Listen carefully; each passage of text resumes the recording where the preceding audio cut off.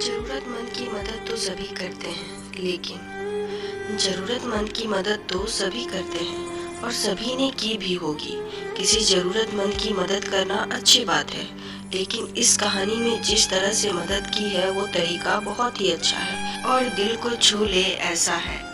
एक दिन की बात है, एक लड़का पैदल किसी रास्ते से जा रहा था। उस लड़के ने देखा कि सामने वाले बिजली के खंभे पर कागज की पर्ची चिपकी पड़ी है और उस पर्ची में कुछ लिखा हुआ है। वो लड़का थोड़ा नजदीक जाकर पर्ची में क्या लिखा है वो देखने लगा। उस कागज की पर्ची में लिखा था, कल इस रास्ते में गुजरते वक्त मेरे 100 रुपए कहीं गिर गए थे। मैंने ढूंढने की बहुत कोशिश की, लेकिन मुझे वो नहीं मिले। कृपया इस रास्ते पर कहीं भी किसी को भी मेरे 100 रुपए मिले तो इस पते पर पहुंचा देना। पर्ची में उसका एड्रेस भी लिखा हुआ था। लड़के को ये पर्ची पढ़कर उस एड्रेस पे जाने का मन करने लगा। वो लड़का उस एड्रेस पे जाने के लिए आगे बढ़ने लगा। उस एड्रेस पे जाकर लड़के ने देखा कि वहाँ पर एक झोपड़ी है।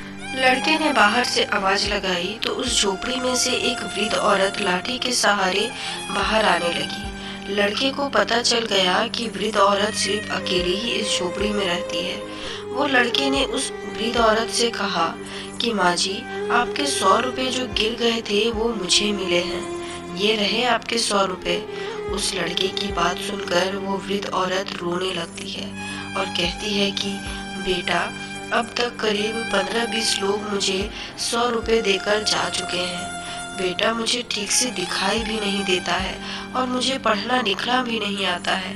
पता नहीं किसने मेरी ऐसी हालत देखकर मेरी मदद करने के लिए ऐसा किया है। लड़के ने 100 रुपए रखने के लिए कहा, पर वो वृद्ध औरत नहीं मानी। लड़के के बहुत आग्रह करने के बाद आखिर में वो वृद्ध औरत मान जाती है, लेकिन वो उस लड़के से कहती है कि तुम जाते वक्त वो पर्ची वहाँ से फाड़ कर फेंक देना। मुझे पता नहीं कि किसने मेरे पे तरस खाकर ऐसा किया है। लड़के ने कहा, माँ जी, आप इस बात की फिक्र मत करना, मैं वो पर्ची फाड़ दूंगा। अब वो लड़का उस वृद्ध के घर से निकल जाता है। थोड़ी देर चलने के बाद उस लड़के ने सोचा कि आखिर मुझसे पहले आए हुए उन 15-20 लोगों को भी इस माँ जी ने वो पर्ची फाड़ने को कहा होगा, लेकिन उनमें से किसी ने भी पर्ची को नहीं फाड़ा, तो फिर मैं क्यों फाड़ दूं? वो लड़का उस पर्ची को बिना फाड़े ही वहां से चला जाता है। उस लड़के के मन में उस व्यक्ति के लिए बहुत ही आदर और सम्मान जाग गया था जिसने ये तरीका ढूंढा था और इस जरूरतमंद वृद्ध औरत की मदद की थी। हमारे मन में सिर्फ किसी जरूरतमंद की मदद करने की इच्छा होनी चाहिए, क्योंकि मदद करने के तो बहुत सारे तरीके होते हैं। हम किसी भी तरह मदद कर सकते हैं।